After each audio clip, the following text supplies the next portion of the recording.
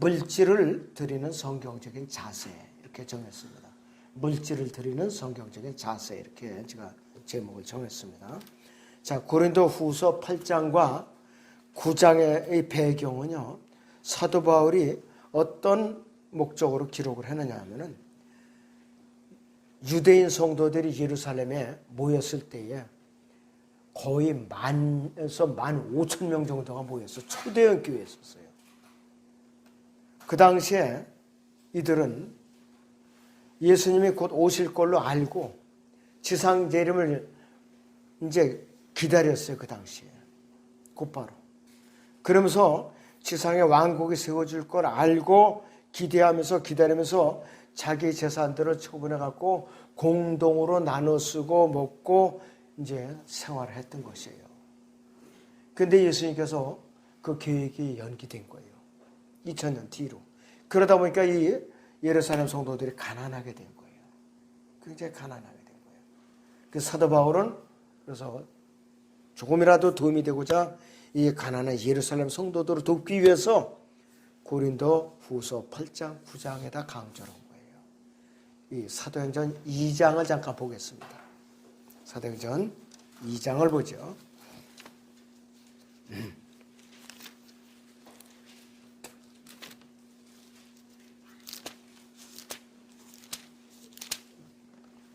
자, 2장의 이제 끝부분에 보시겠습니다.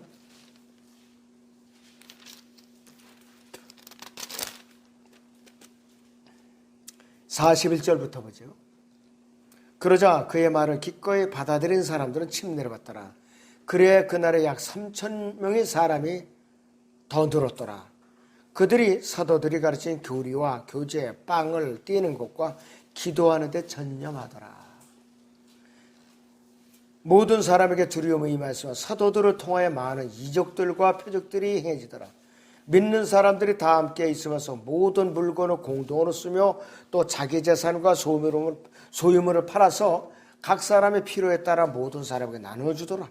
그리고 그들은 날마다 하나가 되어 꾸준히 성전에 모이며 또 집집마다 돌아가며 빵을 떼고 즐거움과 순전한 마음으로 음식을 먹으며 하나님을 찬양하고 또 모든 사람에게 칭찬을 받더라. 주께서 구원받는 사람들을 그 교회에 날마다 더해주더라 그랬어요. 이때 이들은 지상왕국이 세워질 것으로 믿고 기다렸던 거예요. 그러니까 자기 재산들이 필요가 없었죠. 다 나눠서 팔아갖고 공동으로 쓰고 교제하고 기도하고 말씀으로 나누고 집집마다 돌아다니면서 빵을 떼고 그 일을 했던 거예요. 이들이 잘못한 거 하나도 없어요. 잘못된 게 하나도 없어요. 하나님께서 계획이 좀 연기시킨 것 때문에 이들이 굉장히 곤경을 겪었던 것 뿐이라 이것이. 자, 고린도 전서 16장을 보죠. 고린도 전서 16장을 봅니다. 1절부터 3절까지 보겠습니다. 이제 성도들을 위한 복음에 관해서는 내가 갈라디아 교회들에게 명한 것 같이 너희도 그렇게 하라. 매주 첫날에 너희 각자가 하나님께서 번성케 하신 대로 따로 저축하여 두어서 내가 갈 때에는 모금하는 일이 없게 하라. 그리고 내가 도착하면 너희가 서신을 통하여 승인한 사람 편에다 너희의 위로금을 예루살렘에 보내리라 그랬어요. 예루살렘에 가난한 성도들 위해서 보내주겠다 이 뜻이에요. 바로 이 하나님의 경륜에 따라서요. 이 지상 천년 통치 왕국의 계획이 사도행전 2장에서 6장 사이에 왕수하게 진행이 되고 있었어요.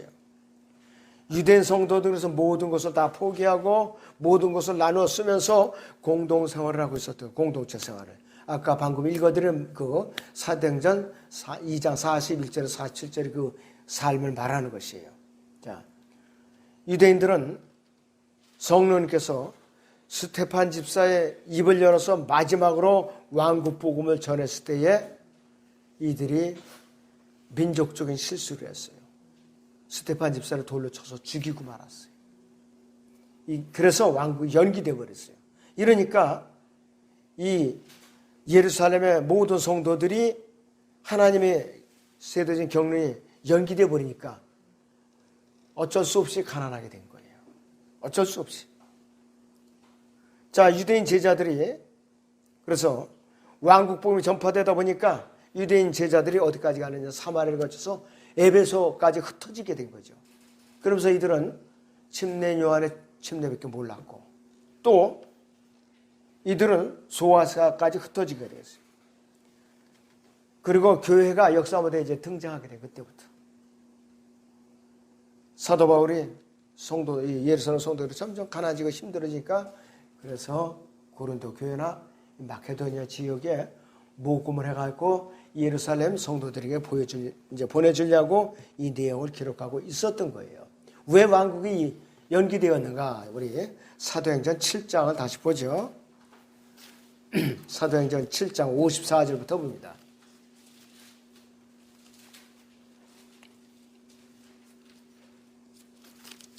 사도행전 7장 54절부터 그들이 이런 말을 듣고 마음이 상하여 그를 향해 이를 갈더라. 그러나 그는 성령으로 충만하여 하늘을 주시하여 우러러보니 하나님의 영광과 예수께서 하나님의 오른편에 서신 것을 보고, 중요한 말이에요. 서서 계신 거예요. 재림하시려고. 만약에 재림하실 의도가 없었다면 앉아 계셨어요. 그 당시에. 말하기를 보라 하늘들이 열리고 인자가 하나님의 오른편에 서신 것을 보노라 하니 그때 그들이 큰 소리를 지르며 자기들이 귀를 막고 일제히 그에게 달려들어 그를 성읍 밖으로 끌어내려 돌로 치고 증인들은 겉옷을 벗어버리고 사울이라고 하는 한 젊은이 발 앞에 놓더라.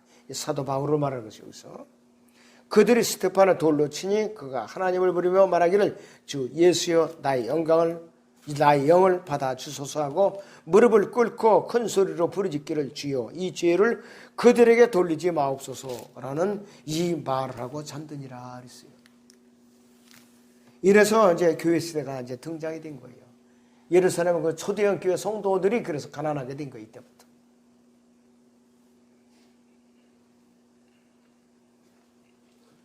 자, 그렇다면은 그 당시에 마케도니아 지역에 사는 성도들의 물질에 대한 자세는 어땠는가? 고린도 교회 지역에 거기 같이 이제 지금의 그 유럽이죠. 이제 유럽 중부에서 남부 지역이죠. 자, 이들은 그 1절에서 6절을 다시 보죠. 고린도서 8장 1절 6절을 다시 보겠습니다.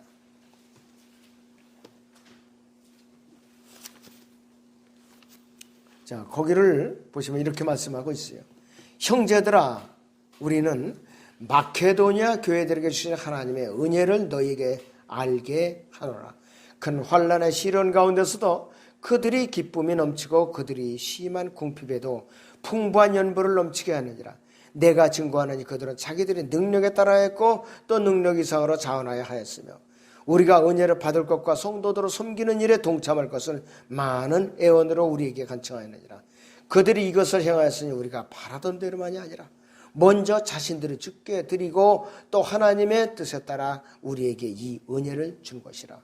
그러므로 우리가 디도에게 권하였던 것은 그가 전에 시작하였던 바와 같이 이 은혜를 너희 안에서도 완성시키라는 것이었느니라 했습니다. 그들은 먼저 몸을 들여 헌신을 하고 물질을 드렸어요. 이 마지막 때에 전염병으로 해서 온라인 예배를 드리는 게 유행해요. 지금 우리나라가. 온라인 예배.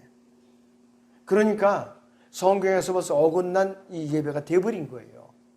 먼저 몸을 들여 헌신하고 그 다음에 물질을 드려야 되는데 각자 가져가서 온라인으로 화상으로 예배를 드리고 정부에서 적극적으로 권장을 하고 있는 거예요. 지금. 자제하고 가정 예배를 드리라. 마귀의 전략이 아주 능력이 대단해요. 굉장히 대단하다. 그런데 여기서 나오는 은혜라는 이 단어가 나와요. 그래서 이 은혜는 여러 상황에서 적용이 되는데 이 은혜라는 말은 하나님의 경륜편에서 보면 일정한 그 기간의 시간이 될 수도 있어요. 은혜라는 것은 일정한 하나님의 경륜의 시간이 될 수도 있고, 또 은혜는 하나님께서 죄인들을 구원하는 수단이고, 또 하나님께서 우리에게 주시는 능력 되실 뿐만 아니라 하나님께 곤경에 처한 우리를 돕기 위해서 우리에게 주시는 선물이기도 합니다. 아주 다양하게 의미가 사용되고 있어요. 고린도후서 이 8장 1절에서 이 은혜는 구원과는 관계가 없는 거예요. 그 은혜는 뭐냐? 드리는 은혜, 즉 베푸는 은혜라 이것이. 그리고 이 고린도후서 8장 2절에서 이 문맥상 이 베푸는 것을 의미하는데, 베푸는 것은 가난 때문이 아니라 그들이 심한 궁핍 때문이었는데 주목해야 된다 이것이. 마케도니아의 그 당시에 그 해에 흉년이 들어버렸어요. 흉년이 들어버렸어요. 그 당시에요, 흉년이 들면은 굶어 죽을 정도로 흉년이 든다고 그래요. 그럼 물이, 수로가 제대로 개발이 됐겠어요. 그 당시에 재래식으로 그냥 나오는 물 갖고 활용하는 게 전부였다 이거예요. 오죽했겠는가 이게. 한두 명도 아니고.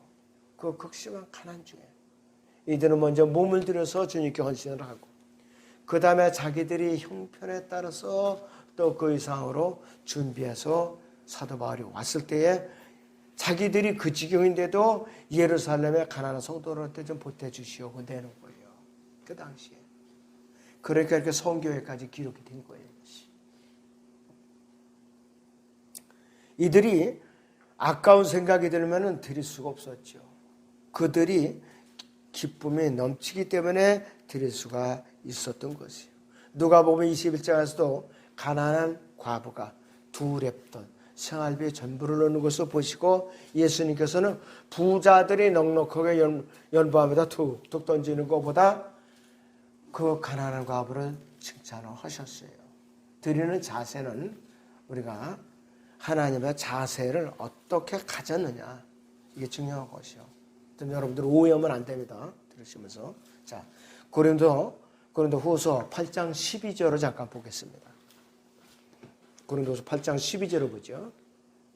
먼저 할 마음만 있다면 사람이 가진 대로 받으실 것이며 없는 것을 받지는 아니하시리라.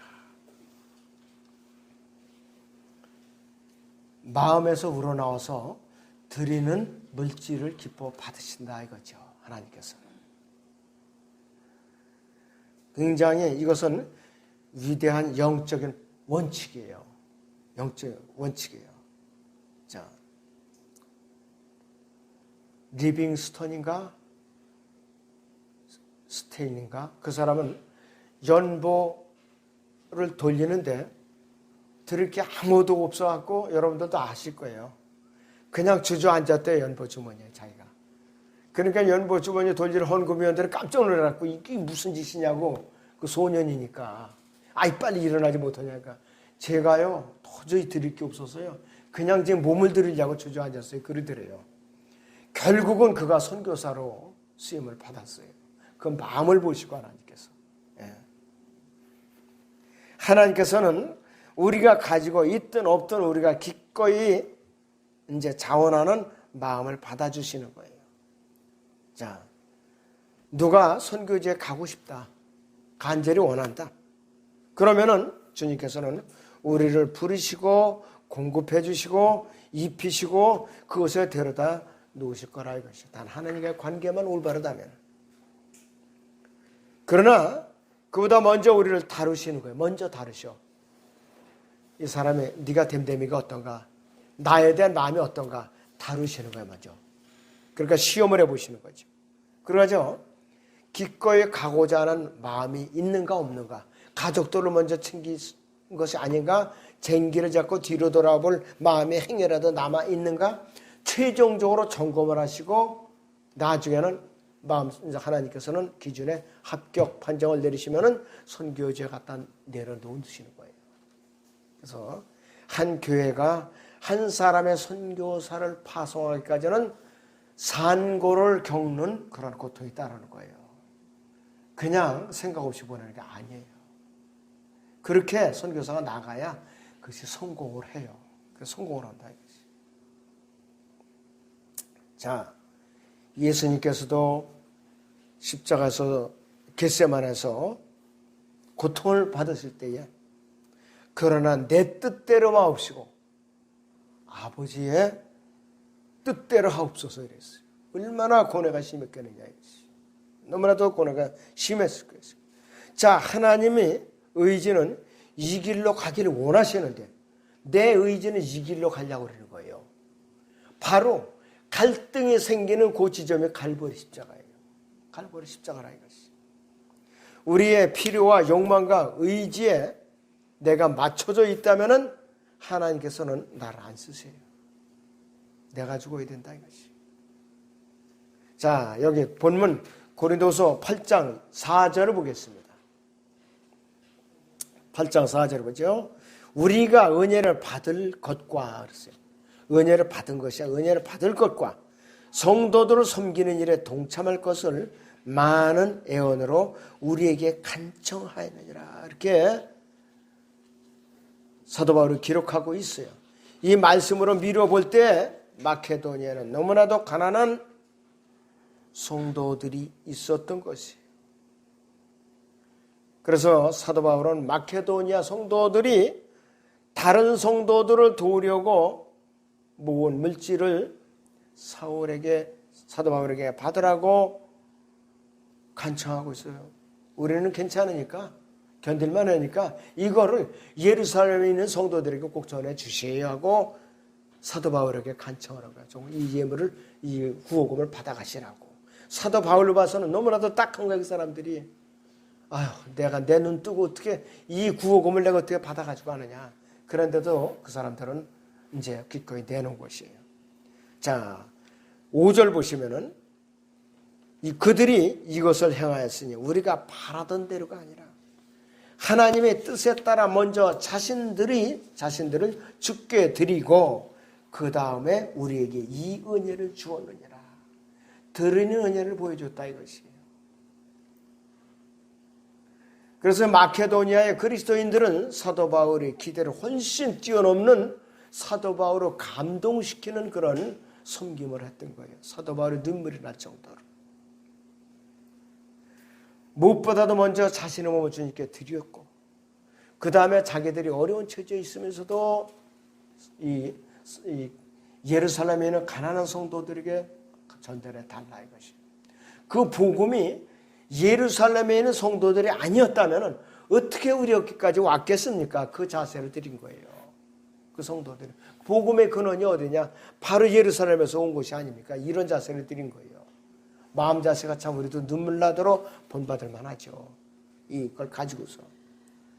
하나님께서 우리를 소유하고 계시다면 예수님께서 우리의 전부를 소유하고 계신 거예요. 아무리 내가 돈 계산을 하더라도 이 돈 내 돈 아니에요. 솔직히 말해서.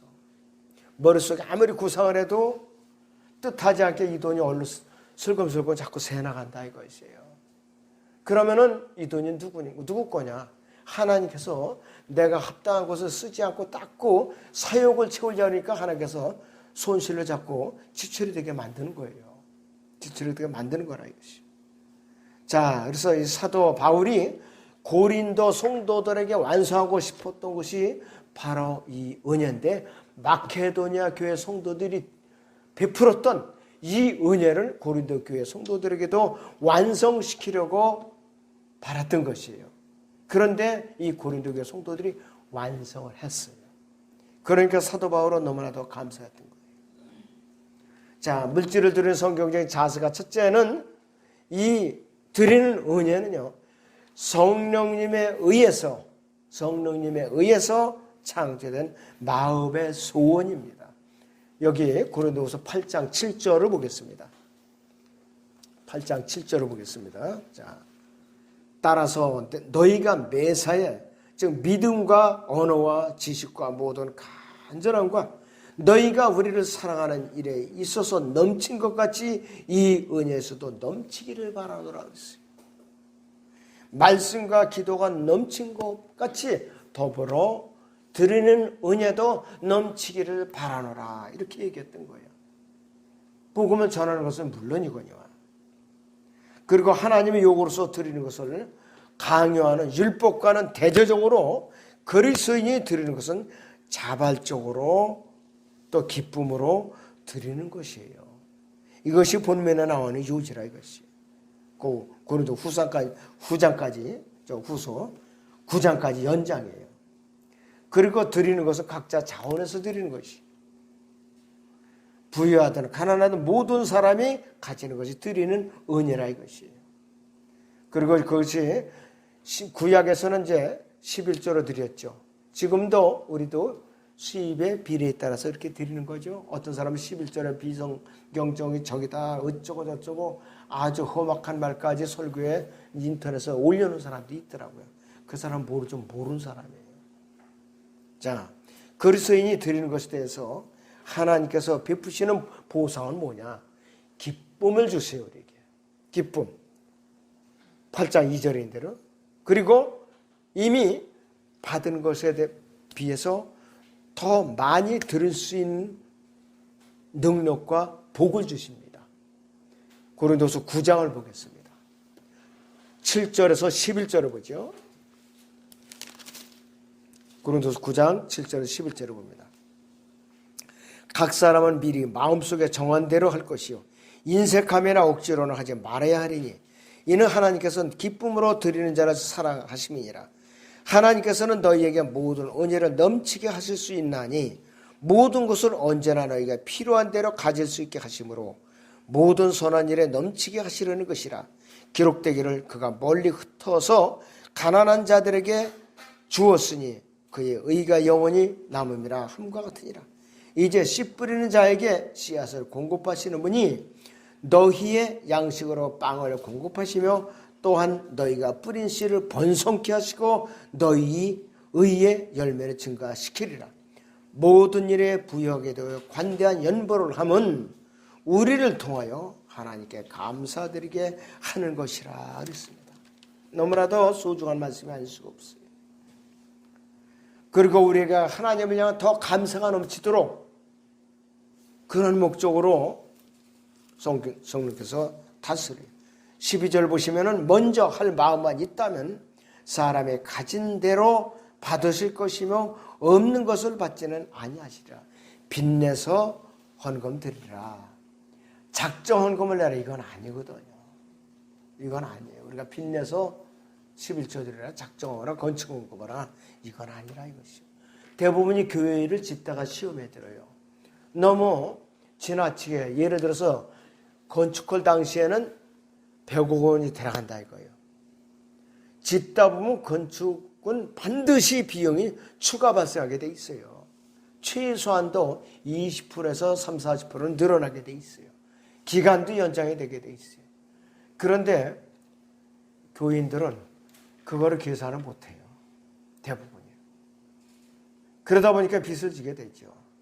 그러다 보니까 작정 헌금을 강요하게 되죠.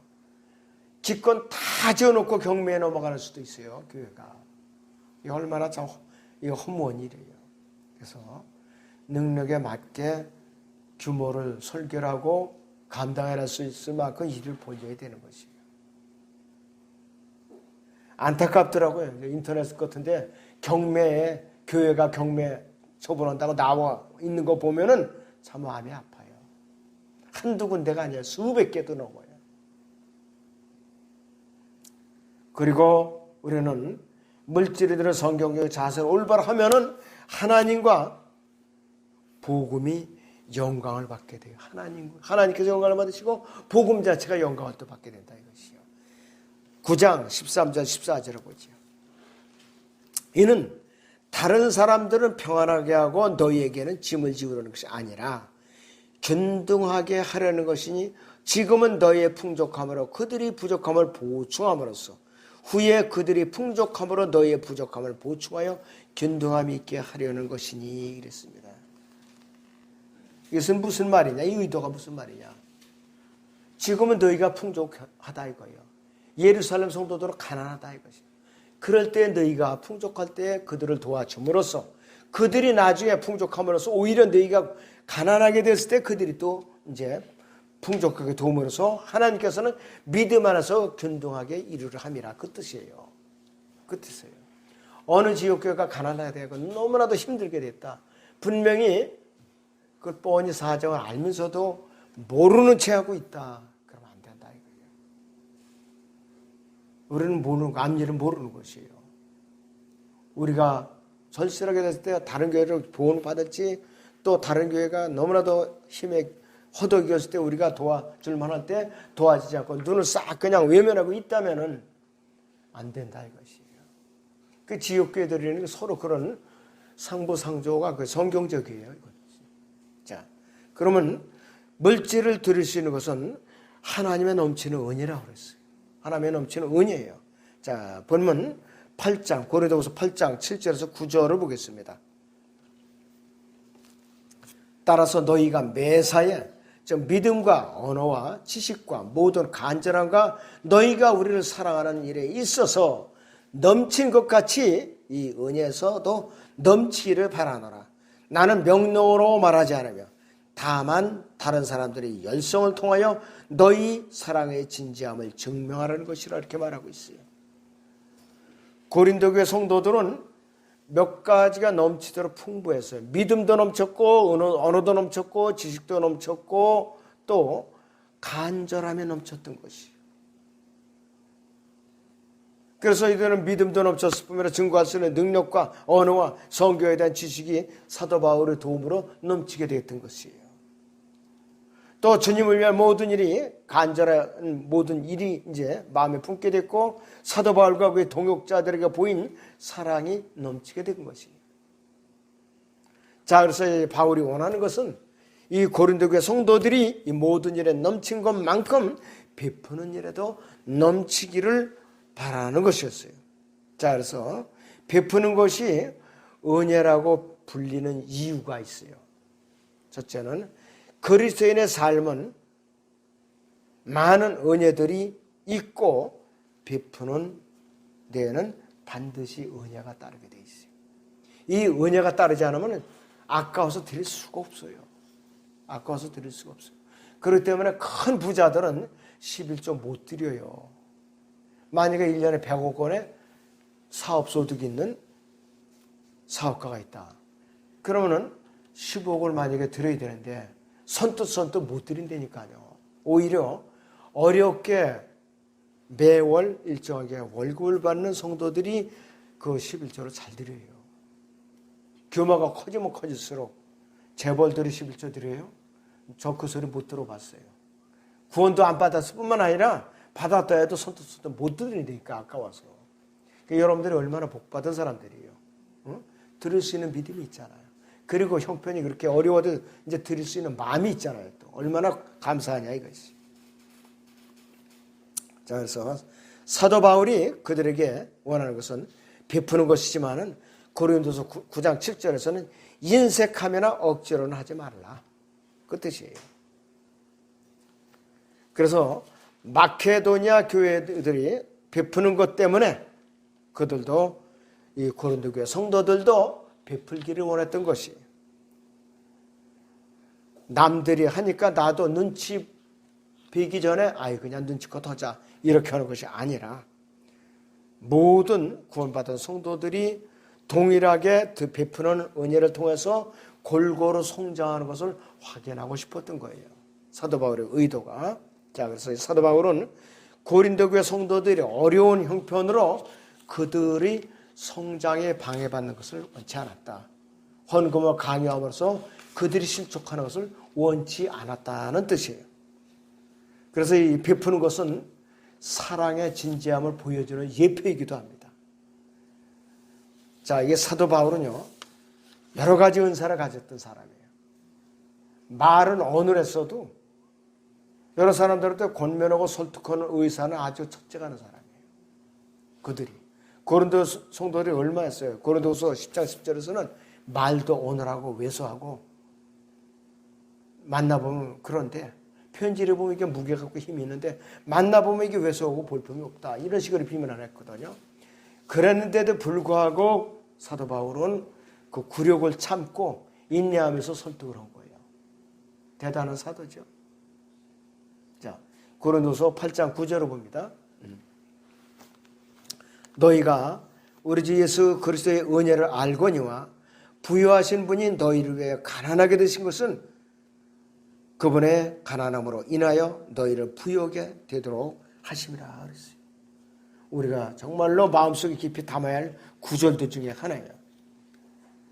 자, 사도 바울은 인사가 서신이 거의 끝날 때마다 주 예수 그리스도의 은혜 이걸로 다 마감을 하고 있어요. 거의가. 이걸 다 마감을 하고 있어요. 그러면 주 예수 그리스도의 은혜가 뭐냐 이것이에요. 부유하신 분이 너희를 위하여 가난하게 되실 것은 그 가난함으로 인하여 너희를 부유하게 되도록 하심이라. 바로 이것이 예수님의 은혜예요. 우리를 향한 은혜라 이것이. 예수님께서 그 일을 하시는데 은혜가 필요했어요. 그분께서 셋째 하늘을 떠나서 낮고처럼 마구간에서 떠나신 것도 그분의 은혜였었어요. 갈보리 십자가에서 희생제물로 목숨을 내어놓으시는 것도 그분께는 은혜가 필요한데 하나님께서 그분에게 은혜를 주셔갖고 우리를 위하여 목숨을 내어놓도록 은혜를 베푸신 거예요. 갈보리 십자가 드려주신 것 자체도 하나님의 은혜였었어요. 은혜가 이렇게 광범위합니다. 자, 그리고 드리는 은혜는요, 하나님을 향한 특별한 헌신의 자세예요. 하나님을 향한 특별한 헌신의 자세예요. 자, 본문 8장 10절에서 15절을 또 봅니다. 이 점에 있어서 나의 의견을 표하노니 1년 전부터 시작한 행동이었을 뿐만 아니라 원하던 것이 너희에게 유익한 것이라. 그러나 이제는 그 행동을 실천하라. 그리하여 마음에 준비했던 대로 너희가 가진 것에서 그렇게 실천하라. 먼저 할 마음만 있다면 사람의 가진 대로 받으실 것이며 없는 것을 받지는 아니하시리라. 이는 다른 사람들을 평안하게 하고 너희에게는 짐을 지우려는 것이 아니라 균등하게 하려는 것이니 지금은 너희의 풍족함으로 그들이 풍족함을 보충함으로써 후에 그들이 풍족함으로 너희의 풍족함을 보충하여 균등함이 있게 하려는 것이니 기록된 바 많이 거둔 자는 또 남는 것이 없고 적게 거둔 자도 부족함이 없었도다 함과 같으니라. 광야에서 만나까지 예를 들어갖고 얘기를 하고 있어요. 자, 그러면 사도 바울은 고린도 성도들에게 유익한 의견을 제시하고 있어요. 고린도 교회 성도들이 육신적이었다면 무시할 수도 있었어요. 강제로 한 것이 아니기 때문에. 또 13절에서는 너희에게 짐을 지우려는 것이 아니라 그러니까 그렇게 또 얘기했어요. 그러니까 드리고 안 드리는 건 자기 의지에 달렸어요. 또 자기 마음에 달렸어요. 그러나 이들은 바울의 그 요지를 잘 파악하고 그대로 솔직하게 받아들였어요. 그러니까 열매를 맺은 거예요, 이 사람들이. 고린도서 8장 12절 여러분들이 하나님의 뜻을 확인하는 우리에게 가장 위대한 지름길이에요. 이 구절이 여러분들이 메모해 두세요. 그럼. 그리고 고린도서 8장 12절은 우리가 고난에 처했을 때, 곤고에 처했을 때, 또 내가 영적으로 어려졌을 때 헌신의 열쇠입니다. 이 구절이 바로 고린도서 8장 12절이에요. 만약 우리가 곤고에 처했을 때는 사역에 어려움을 지었을 때 하나님의 뜻 안에 있는지 없는지 알고 싶다면 고린도서 8장 12절을 되새기면 돼요. 우리의 순수성을 또 확인할 수 있는 장소가 어디냐? 고린도서 8장 12절이에요. 하나님께서 우리에게 불가능한 것을 원하지 않으세요. 너 집 팔아서 바쳐야지 무슨 소리야. 내일 주님 오시는데 집이 뭐가 필요해? 팔아 빨리. 이런 분 아니에요. 너 그리고 카드 대출 받아갖고 내일 곧 올라갈 건데 너 왜 그렇게 아까워? 이런 분은 아니라 이거예요. 실제로 그렇게 부추긴 사람들이 있었어요. 지금까지 몇 사람이 있었어요.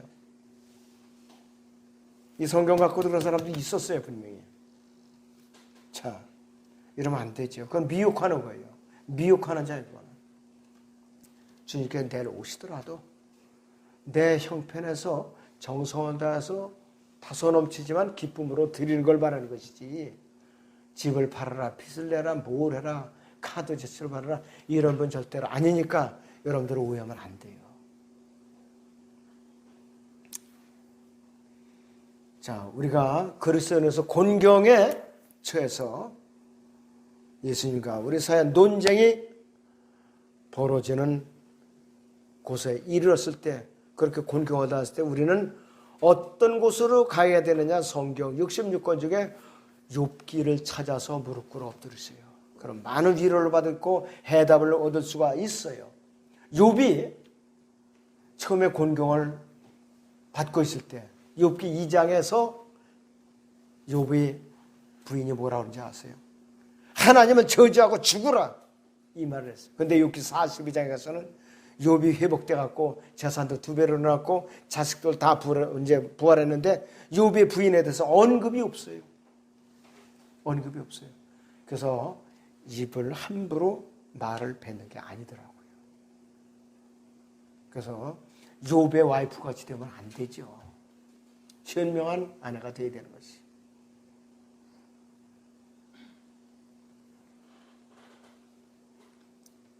그래서 이 시대의 마지막 때에 정말 우리는 뭐 하나 소홀히 할 게 없더라고요.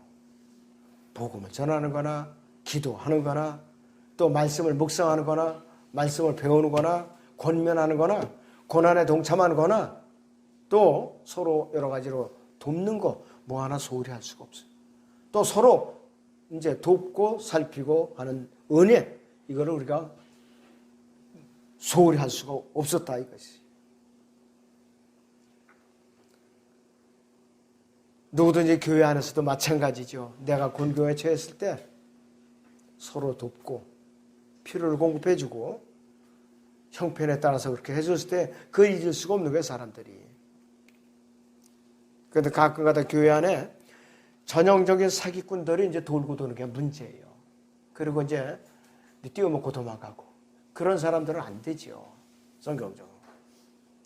그래서 균등함이라는 단어는 성경 66권 중에 고린도후서 8장 14절에만 나와요. 고린도후서 8장 14절 다시 봅니다. 균등하게 하려는 것이니 지금은 너희의 풍족함으로 그들이 풍족함을 보충함으로써 후에 그들이 풍족함으로 너희의 풍족함을 보충하여 균등함이 있게 하려는 것이니, 이퀄리티라고 그래가지고. 지금은 내가 이렇게 풍족하고 넘쳐요. 그런데 다른 지체는 궁핍하고 어려워 있어요. 그런데 어느 시점부터는 서서히 내가 기울어서 내가 궁핍해지고 그 지체가 풍족하게 되는 거예요. 그랬을 때 이 성경에 있는 대로 균등하게 서로 상부상조하라, 이것이 뜻이 바로 그거예요. 이 66권 중에 8장 14절에만 균등함이라는 의미가 나와 있는데 이걸 여러분들 잘 기억하세요. 잘 기억하시대요. 예. 자, 여기서 사람들이 이것을 읽고 그냥 지나치고 무시하고 그러는데 우리는 여기서 새롭게 하자고요. 하나님께서 우리를 다른 사람들에게 축복으로 이제 베푸는 은혜로 사용하시도록 우리에게 풍성한 물질을 주실 수가 있어요. 또 우리를 주님께 내가 드릴 수가 있는 것이에요. 그런데 이게 내가 노력해서 내가 풍족하게 된 모양으로 너무나도 나를 갖다 나 자신의 의지 안에 가둬놓으면 안 돼요. 그게 마귀가 쓰는 거예요, 바로 나를. 여러분도 구약에서 만나를 내려주셨을 때 욕심을 부려갖고 수북하게 가져온 사람도 다음날 보니까 썩어버렸죠. 썩어버렸어요. 일용할 양식이에요, 일용할 양식. 출애굽기 16장 18절을 보시죠.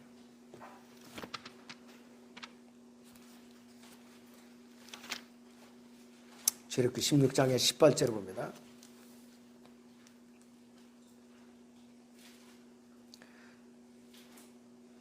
17절부터 보죠.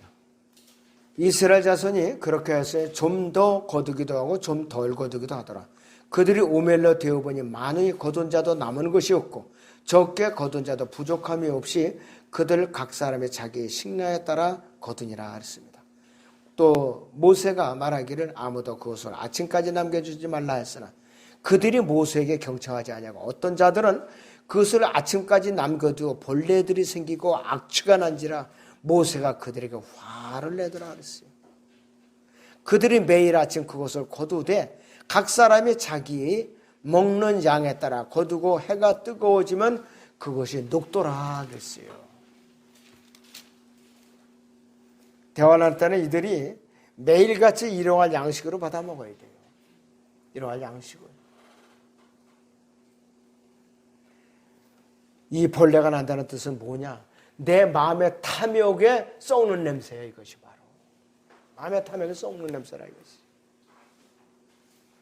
결과적으로는 모든 사람이 광야에 있던 모든 사람이 자기의 허기진 배를 채우는 일용할 양식으로서 만나를 내려주신 거예요. 저축해두라는 말이 아니에요. 그 당시에는. 만나는 저축해둘 수 있는 것이 아니에요. 다만 안식일을 대비해서 전날 이틀치는 썩지 않게 해주셨어요. 안식일을 쉬게 했으니까. 자, 우리는 지금 말씀을 통해서 성경적으로 드리는 자세가 어떻고 또 여기서 균형을 이루는 것이 무엇인가? 이 의미를 잘 되새기기 바랍니다. 기도하겠습니다.